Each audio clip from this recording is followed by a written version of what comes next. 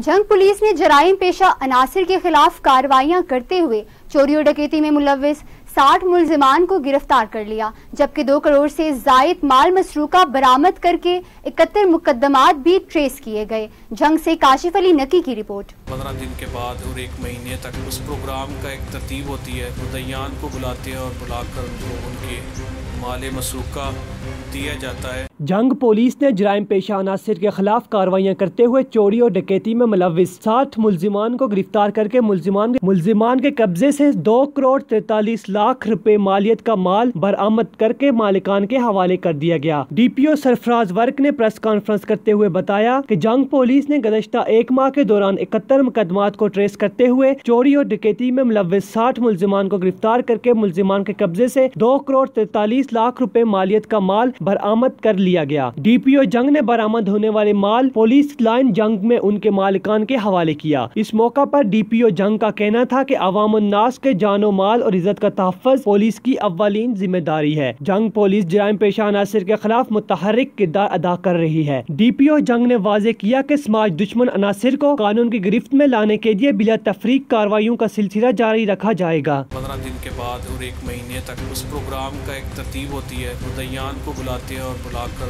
उनके माल मसरूका दिया जाता है।